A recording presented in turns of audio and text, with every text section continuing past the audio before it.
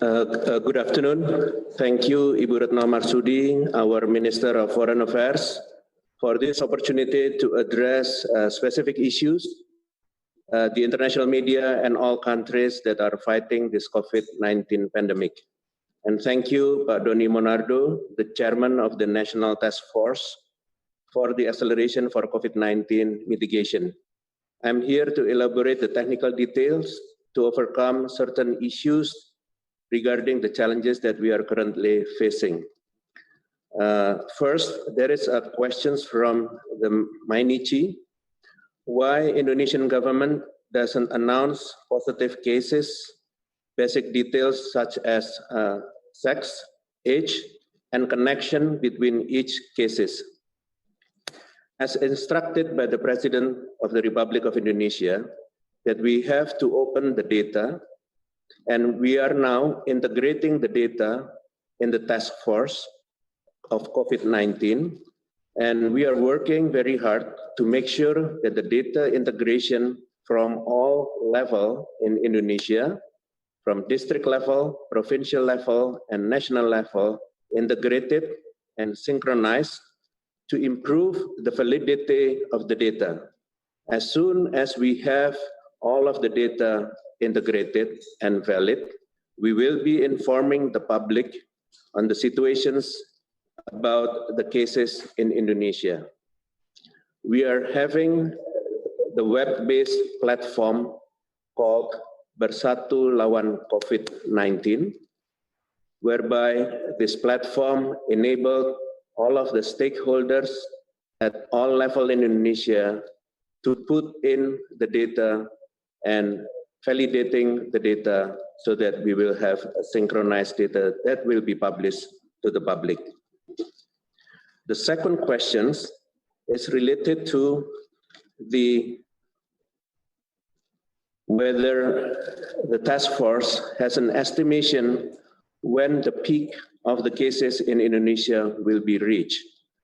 This is from Mainachi and also New York Times. The predictions of the cases usually done by experts, predictors, who are coming from different groups, scientific institutions, and individuals. And we have reviewed and combined all of the predictions, and we believe that the peak of the pandemic in Indonesia will start at the beginning of May and will last around the beginning of June, where the number of the case during the peak cumulative is 95,000, whereas during June and July, the confirmed cases cumulative will be reaching 106,000.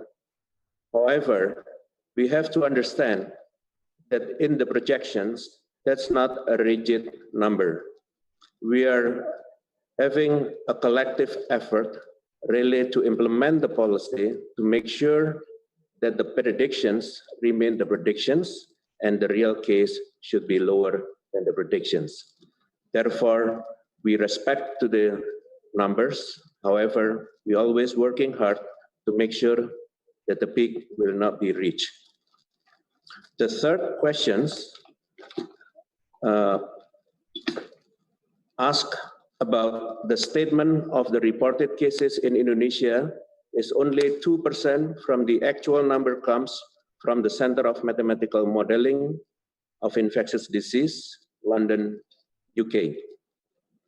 I would like to say that all of the modelers that have been incorporated into our groups, which are coming from Harvard University, from Imperial College of London, from University College of London, from NTU, from University of Indonesia, and all other experts, all of those modelers, including the mathematicians, they are using the same formula, which is SEIR, which is susceptible, exposed, infected, and recovered.